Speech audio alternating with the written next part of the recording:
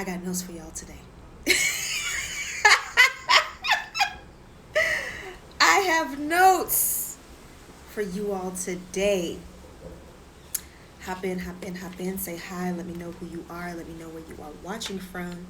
It is Mrs. Jones, and I am a systems and operations advisor to gods, geniuses, and magicians.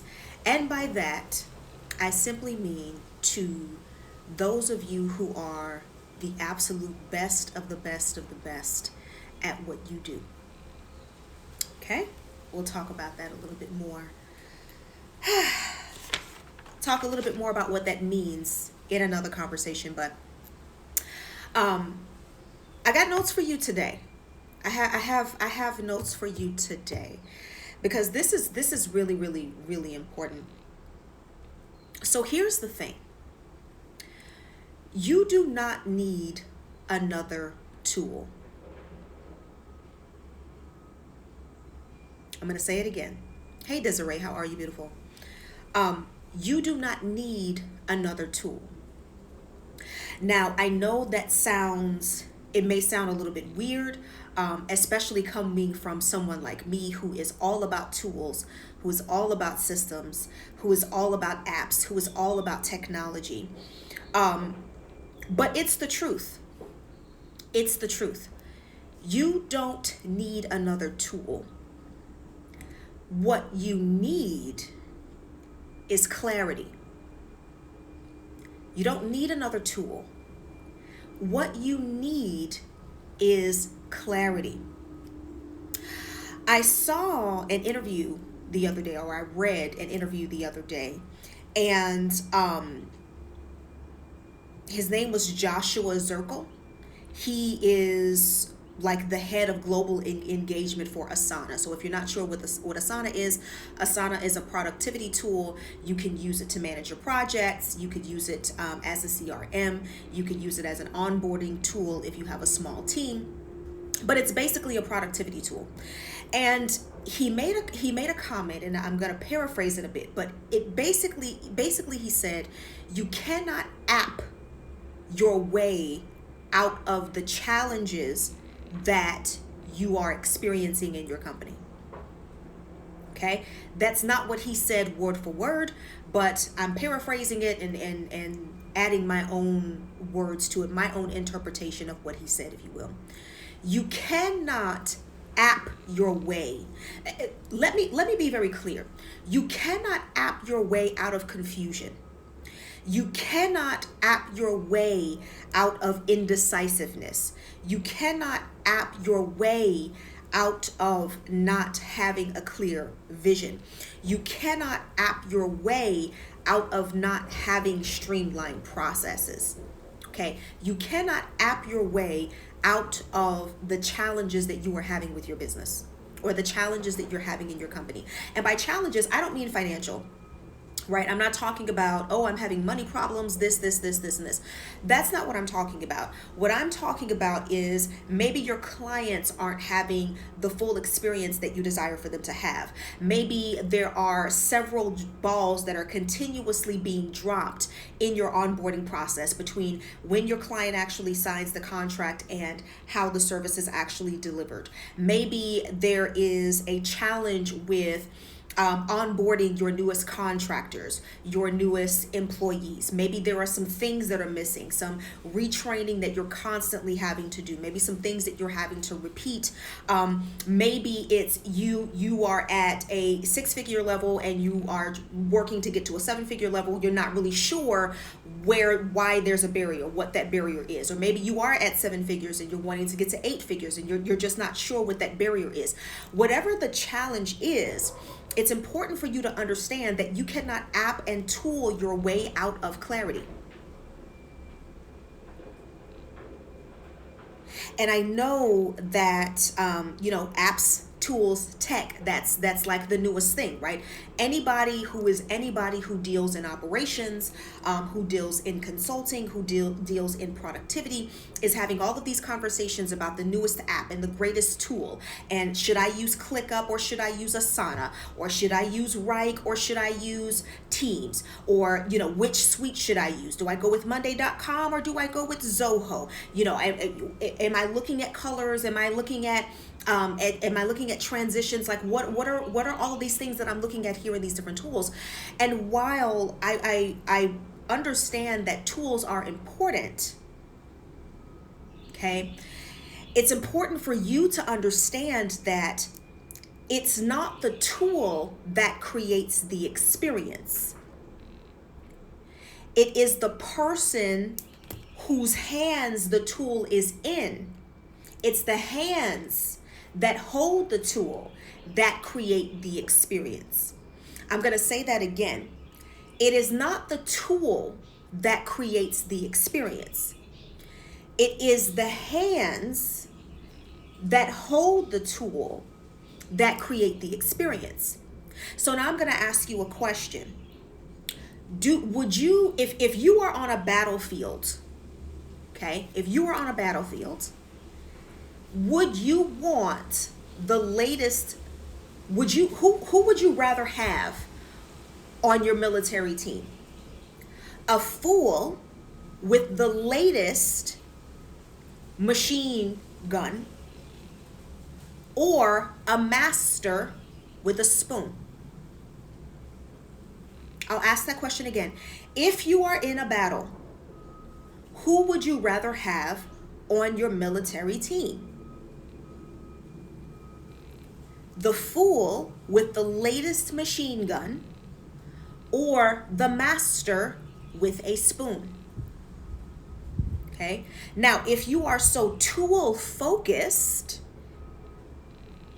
then many of you might answer, well, I want the fool, because he's got the greatest tool. And even though he's a fool, if you put the latest and greatest tool in his hand, he's going to be able to make all of these things happen. I don't want a master with a spoon. If I'm in a gunfight, why do I want somebody with a spoon? But what you're missing when you say that is that when you have a fool with the latest tool, then what happens is you've got your tool in the hands of someone who does not know how to use it properly, which means that that gun is going to be turned on any and everything that's in his way. So if you give a fool the latest tool, which is the latest gun, that fool is going to turn that gun on himself. He's going to turn that gun on you. He's going to turn that gun on any and everything. Why? Because he's a fool. Meaning that he has a very advanced tool that he does not have the mastery to use. But if you take the master who has the spoon, what you are dealing with is someone who has obtained mastery in the kind of battle that you are fighting.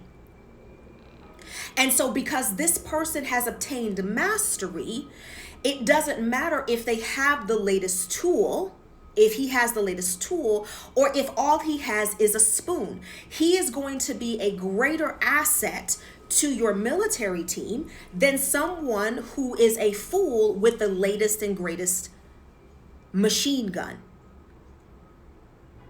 Hey there, Cosmic Roots, how are you? Does that make sense? So now if we go back to what I was saying, okay, and we look at your company, understand that you cannot app your way out of the challenges. And so even if you do go and spend the biggest money on the biggest and the brightest and the best and the newest tool, okay, if you don't know how to create the experience that you desire with that tool, then you are still going to have the same challenges in your company that you are currently having. And so what I want to share with you today is I'm going to give you a solid system, okay, understand, let me be clear for those of you who are new, who are just hopping on my lives. Understand that I provide content.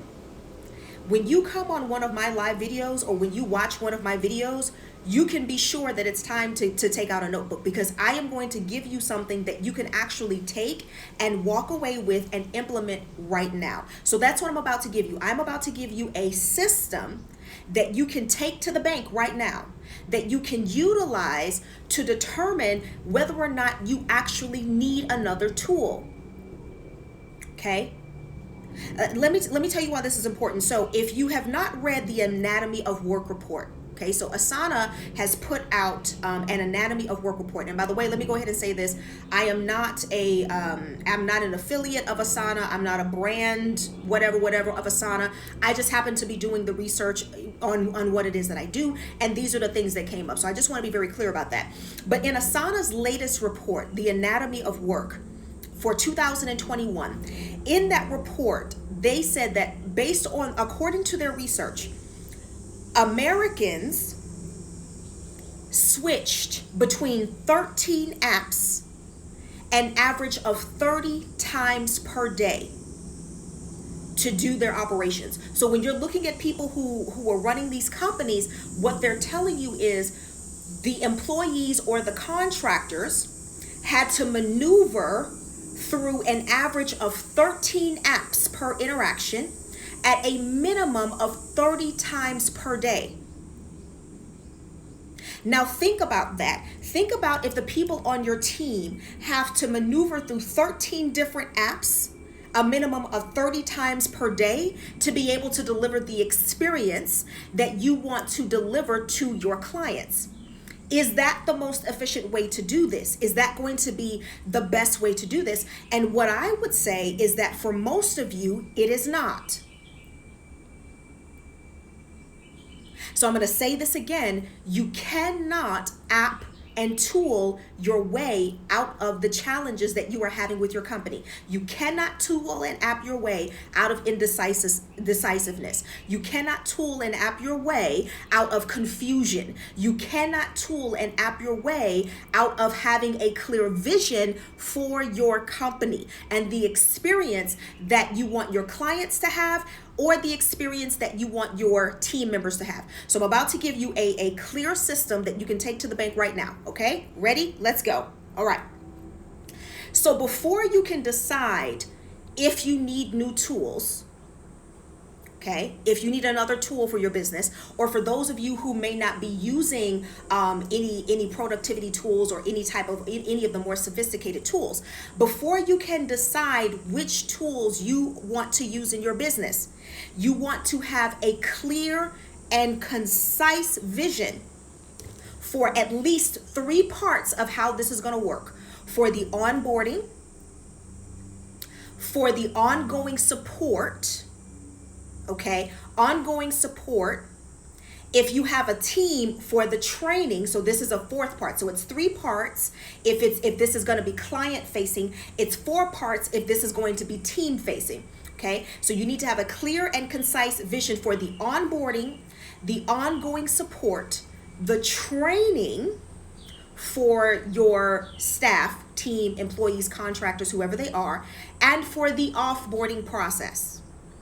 Okay, so let me break it down a little further. If this is client facing, you need to have a clear and concise vision for your onboarding, your ongoing support, and your offboarding experiences.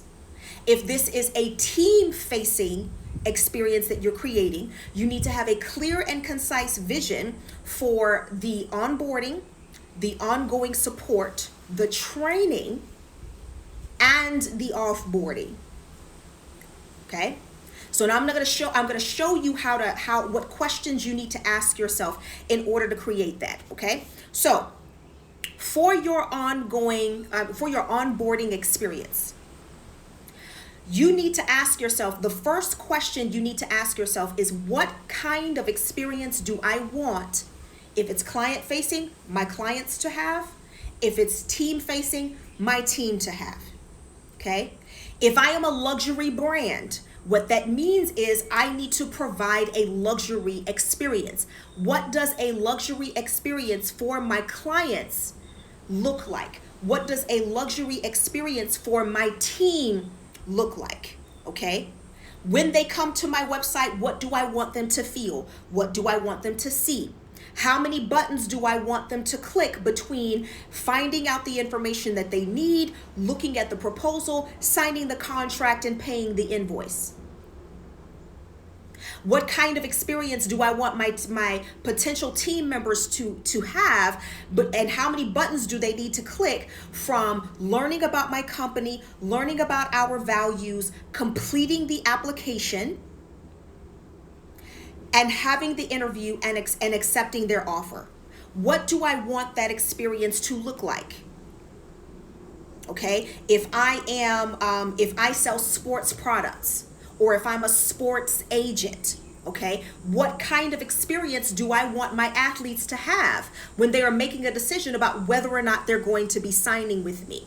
If I sell yoni steams, what kind of experience do I want these women to have when they are making a decision about A, whether or not yoni steaming is for them, and B, whether or not they want to have yoni steaming done with me? And once they purchase my product, okay, what kind of experience do I want them to have in terms of learning how to understand or understanding how to utilize what it is that they have purchased? Okay, so you need to be very clear. What kind of experience do I want them to have? The next question is, how do I want that experience to be delivered? Whether this is client facing or whether this is team facing, do I want this experience to be delivered completely automated and online? Do I want this experience to be delivered in a combination of some type of online interaction combined with a series of phone calls? Okay, do I want this interaction to be delivered with a combination of online, maybe they access it online, there's some phone calls, and maybe there's some Zoom calls? Am I providing an in-person experience? How do I want to deliver the kind of experience that I desire for my client to have? And if this is a team-facing experience that you are creating, how do I want to deliver that experience, the experience between them finding out about the opportunity that I have, the opening that I have, and applying for the opportunity and coming on? How do I want that experience to be delivered? Okay, so that's the second question. The third question is, what role do I specifically want to play in providing that experience?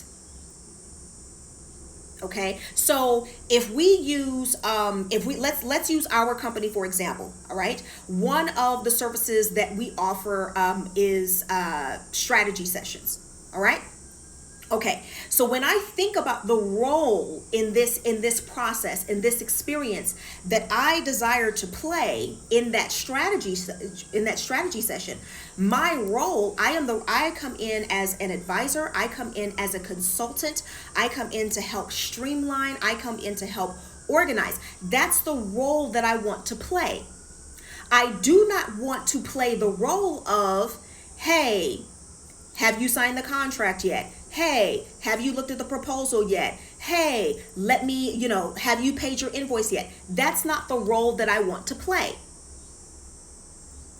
And so because that's not the role that I want to play, our system is designed such that a lot of the front end of that is heavily automated, so that I can come in and do what it is that I do best. Now, because that's the experience that I want to create, and that's the role that I want to play, now I know how to organize that system. Does that make sense? So what is the role that you want to play? If we're talking about you bringing on your team members, what role do you want to play? And at what point do you want to insert yourself into that process? Okay. The fourth question is, how do I want to deliver the role that I play? Okay, so again, if we use our company and if we use me specifically as an example, I do very well on video.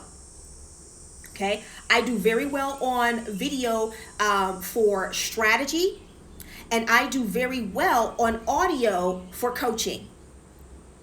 Okay, that is where I can deliver the best of the best of the best of what it is that I have to offer my clients. And so, because that's how I deliver the best of the best of the best of what I have to offer my clients, my strategy sessions are typically set up in the system so that they are done via video. Okay, and my coaching sessions are typically set up in Voxer or in Marco Polo channels. Okay, so where I can provide that audio experience, or if it's going to be a longer call, then there's a number that my clients have to be able to access me for that longer call. Okay, so you have to decide, how do you want to deliver what it is that you do? Okay, that's the fourth question. The fifth question, and I touched on this a little bit earlier when I was talking about number 3, is at what point in the process do I want to come in? Okay, so using myself as an example, okay, I am at my best and my best and my best and my best when all of the other front work is taken care of. I show up and I do what I do. Okay, I want to come in, show up, do what I do, help you solve your problem, give you whatever your deliverable is that solves your problem, and then let you go on your way and do all of the wonderful things. Okay, that's how I work best. So if we look at, if we go back to my strategy session, if we go back to the strategy session, where does Mrs. Jones come in the strategy session? I come in on the day of the strategy call. Okay, so what that means is everything else, meaning the proposal, the contract, the invoice, the emails, the pre-assessment, the pre-boarding and pre-assessment questionnaire that my clients have to complete before we get onto our strategy session, all of that for me and for us, because of the way we choose to run our company, all of that is automated. So when we are looking at tools, then we are looking at the tools that can best automate that part of the experience so that we can come in when we are ready to come in and do what it is that we do and do the transformative work. Okay, so that fifth question is, at what point in the process do I want to insert myself? Do I come in? Okay, and then the last question, number 6, is how do I want to wrap up my involvement in this part of the process? Now, we're talking about onboarding, so it doesn't mean that I'm wrapping up my involvement completely. How am I wrapping up my involvement with this part of the process? Okay, so if we're looking at team members, then you need to decide, okay, at what point do we wrap up what's called onboarding and move into training and ongoing support? So I need to make decisions about what that process looks like. Okay, so once I have answered those 6 questions about the onboarding part of the experience, now I'm going to move into the ongoing support. And then I'm going to ask those same 6 questions in the ongoing support. Okay, what kind of experience do I want my clients to have as I am supporting them ongoing? What kind of experience do I want my team members to have as I am supporting them ongoing? Right? How do I want that experience to be delivered to my clients, that ongoing support? How do I want that ongoing support to be delivered to my team members? Right? Now, that question could be something as simple as creating an internal knowledge base, right? Because typically when you have team members and they need ongoing support, what's the thing that they need the most support with? They typically will need the most ongoing support with being able to do the best of the best of the best of whatever job it is that you have hired them to do. Okay, so that may be something as simple as I'm going to create, or I'm going to have created for me, an internal knowledge base that my teammates can go in, type in specific keywords that will pull up articles that have text and video and audio that direct them on how to do those specific tasks, so that they can feel confident about their ability to deliver their absolute best work on behalf of my company. Okay, so again, asking, how do I want that experience to be delivered, right? What role do I want to play in that ongoing support experience? How do I want to deliver that role in ongoing support experience? So for example, maybe what I want to do is I want to have a quarterly meeting, right? And maybe it's a rotating quarterly meeting with different people on my team, right? To make sure that they have what they need, that they understand their roles, that if there's anything that's new that's been rolled out, that I'm clearly communicating those kinds of things. So how do I want to deliver that role of ongoing support? Okay, and at what point do I want to insert myself, okay, me, as in me actually speaking to you, or me actually doing a video with you, me actually working with you hands-on?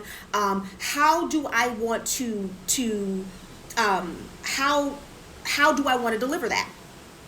Okay, at what point do I want to insert myself into that process? And then the last part is, how do I want to wrap up my involvement in that process? Now, here's the thing. With your team members, right, you don't wrap up that ongoing support process until it's time to offboard them. Maybe there's a separation. Maybe you are deciding to separate, or they are deciding to separate, or whatever the situation may be. So understanding that that's a continuous ongoing process. If you have clients who are in maybe 3-month programs, 6-month programs, 1 year, and you're offering them ongoing support, then at the point at which they are ending their time with you, that's when you begin to move into offboarding. Okay, that's when you begin to move into offboarding. All right, so once you take care of the ongoing support part experience, then if you are looking at if it's team facing, okay, meaning this is for your team, then you also want to answer those same questions for the training. Okay, what does training look like? What do I need them to know when you come into the company? What do I need you to be able to take off and do? And what are some things that I can train you on a more longer term basis to be able to do? Okay, so you're going to go through all those 6 questions for how you want your people to be trained. Okay, and then once you get to the end of that, you're going to move into offboarding.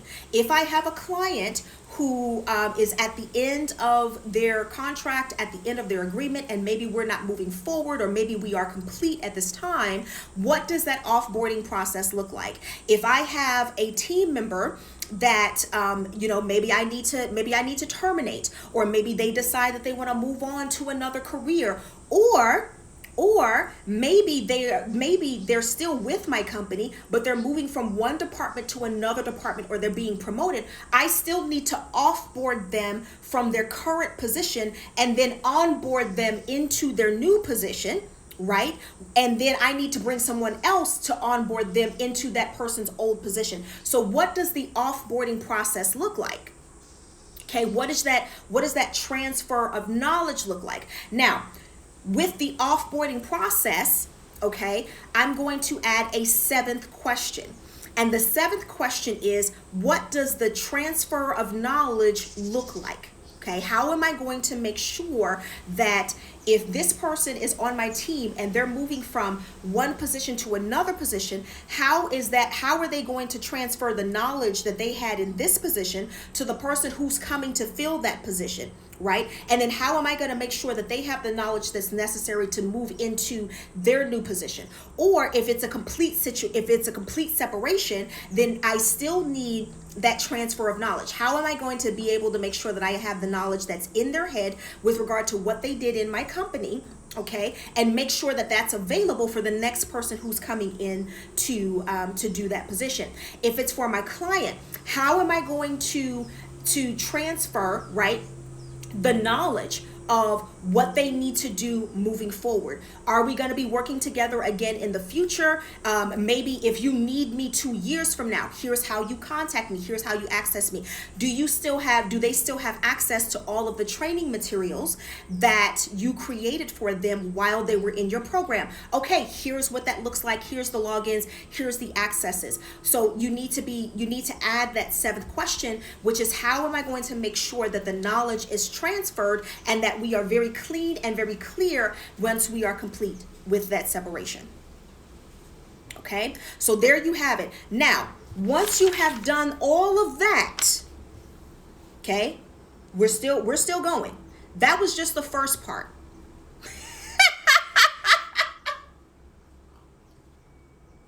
Okay, that was a lot. I know that was a lot. If you have any questions, type them in the chat or type them in the comments, because I know that was a lot. But literally, that was just the first part. Okay? That was the first part. Now, that was the first part. And who does that first part? You. That is not something that you can delegate to someone else.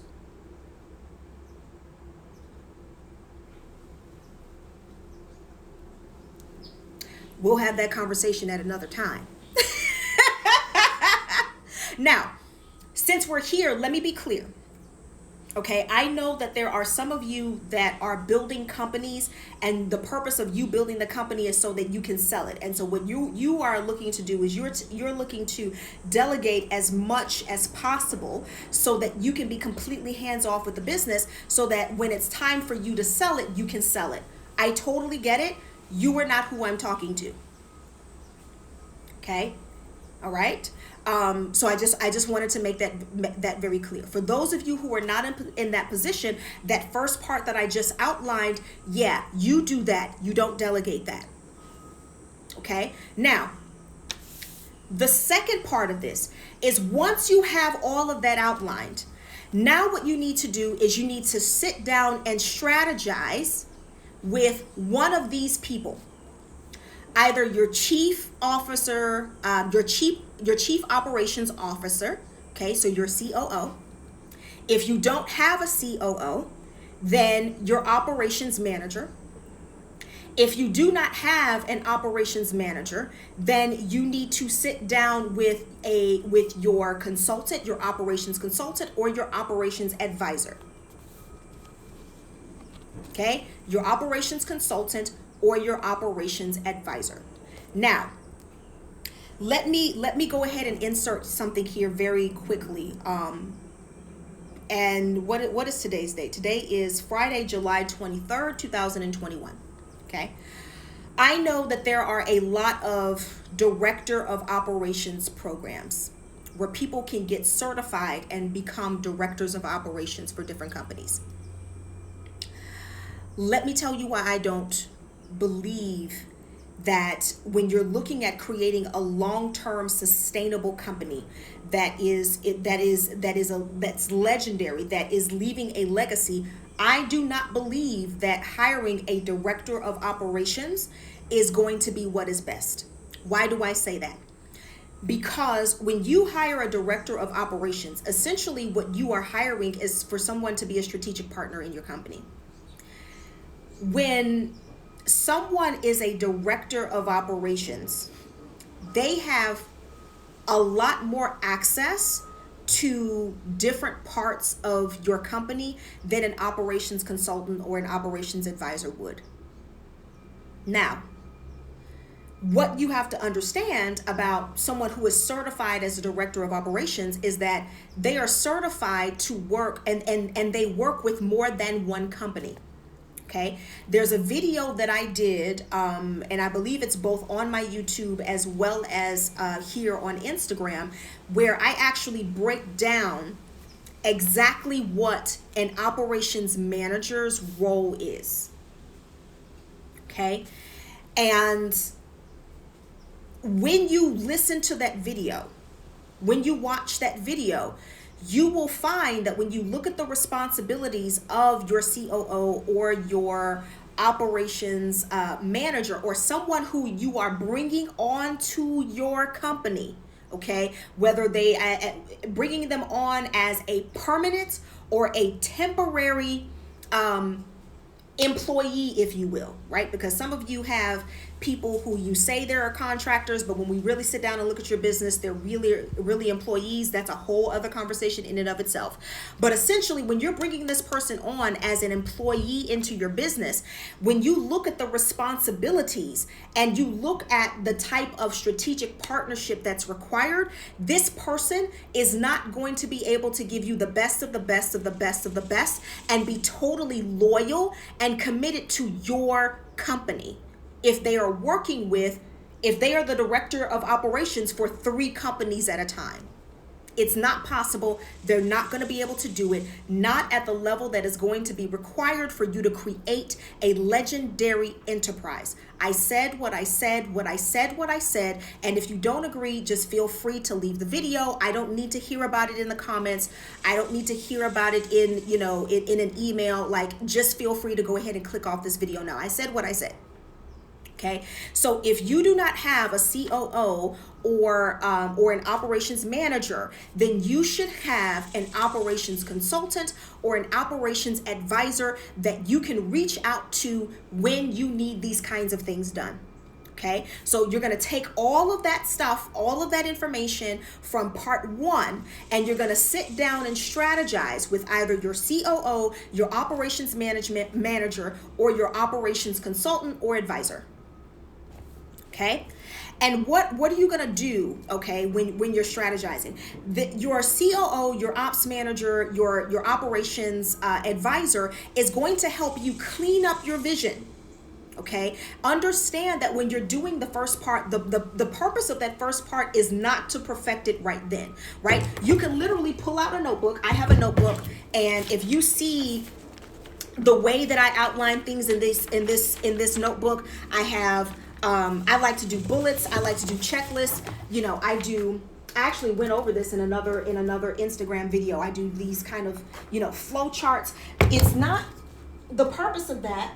Let me grab this. Sorry, that fell down. The purpose of that is not to get it perfect. All right. The purpose of that first part is to get that vision out of your head and onto something that you can see and someone else who is supporting you on your team can see. Okay. All right. So your ops manager, ops consultant, ops advisor, COO is going to help you clean up that vision. They're going to help you organize it. They're going to help you streamline it and make it a lot more concise. Okay.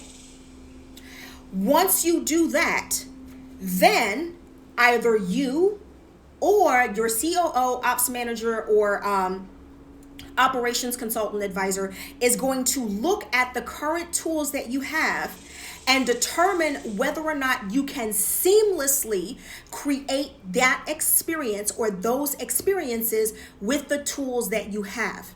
And for most of you, what I will tell you is this: you think you need more tools, but what you actually need is more clarity and a better understanding of how to utilize the tools that you have. I can guarantee you, if you come and you say, listen, I'm using HoneyBook and I don't like it. I'm using Asana and I don't like it. I'm using ClickUp and I don't like it. I'm using Trainual and I don't like it. I can guarantee you that I can pull out at least five features in that tool that you are not using, okay? And it's because you don't know about those features, or you don't know how to access those features, and so you don't know how to create the experience that you desire with what you have. So you or your ops man or ops manager or ops consultant, you guys are going to sit down together, right? Or you can have your operations person do it and go through the tools and see if you can actually seamlessly, and by seamless I mean that it's like a cadence. Your experience goes dun dun dun dun dun dun dun dun dun dun. I mean, it's on a cadence. It works like clockwork. It flows from one to the next, and it's not clunky and it's not junky. That's what you're looking for, okay? Is to create that experience. See if you can create that experience using all of the features that are available to you in the tools that you currently have. And then if you decide, after evaluating all of the tools, all of the features within the tools that you currently have, and you decide that you cannot create a seamless experience the way you have envisioned it, then and only then do you begin to evaluate other tools. But the beautiful thing about this part is that by the time you get here, your vision is so clear, because remember, you're going to write it out. It's going to be kind of rough. You're going to sit down with your operations advisor, whoever that person is, and determine, you're going to streamline it, and you're going to iron it out, and you're going to just make it even more clear and even more concise. And then when you get into the current tools that you have, you're going to be looking at all of those features, and you're going to play with that experience, and you're going to play with it some more, and you're going to play with it some more. And then as you do that, parts of your vision may change. So you may want to add this and take that away. So by the time you get to this part, you will have such a clear vision of what kind of the experience that you desire to deliver in these areas, that it won't take you long to determine whether or not that tool works for you.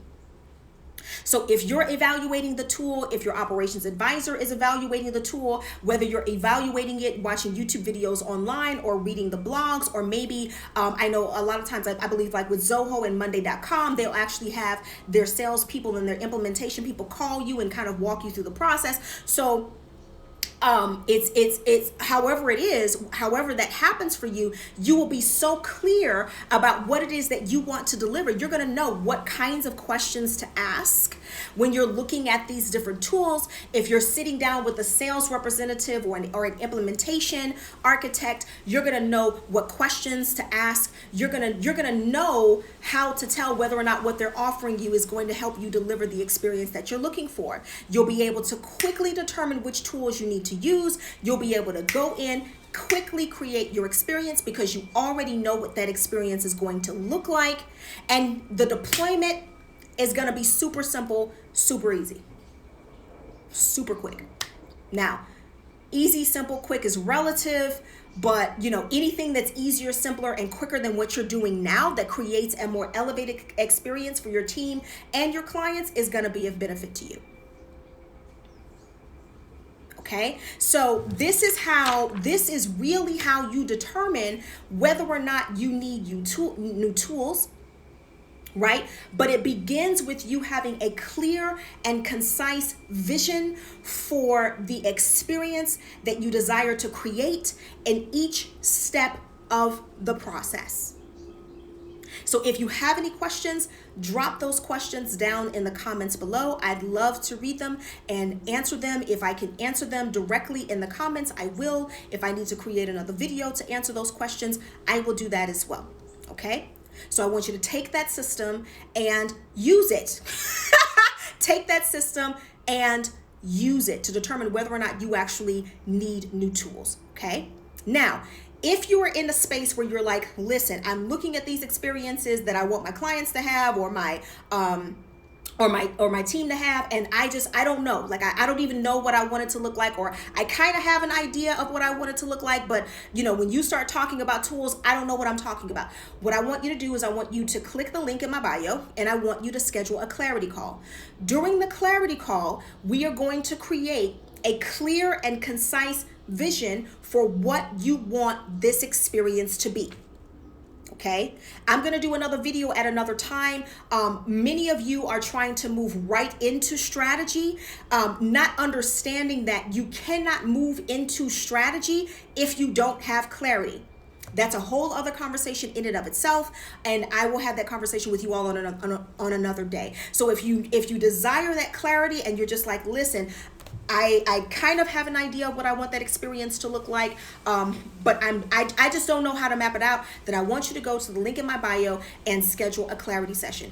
If you are already clear and you're like, Mrs. Jones, I already know. I know what I want these people to do. I know what tools we want to use, or maybe I don't know what tools we want to use. I know what I want these people to do. I know what experience they want to have. Like I know it, right? I just need to be able to sit down and strategize. So if you've already done this first part, the first part that I talked to you about, and now you're like, I want to strategize this, I want to clean up this vision, organize it, make it more concise, have a step-by-step process by which I'm going to actually implement this experience, then you want to schedule a strategy session with me. Okay, you can go to the link in my bio, click on strategy session. All of the details are there. It tells you exactly what we're going to be doing. It tells you exactly what you're going to get at the end of that, and you can go ahead and schedule that strategy session. Okay, and if you have absolutely no idea, I don't know if I need a clarity session, I don't know if I need a strategy call, I really know that I'm not ready for a VIP day, then what you want to do is you want to click the link in my bio and go ahead and schedule a discovery call with me. It's a quick complimentary 15-minute call. I'm going to ask you a few questions, bounce some things back and forth, and then from there I'll be able to tell you exactly what your next moves need to be and how we can serve you in moving forward with your vision. Okay, so again, if you have any questions, drop them down below in the comments. Thank you so much for hanging out with me today. This is Mrs. Jones, and I will talk to you tomorrow. Bye.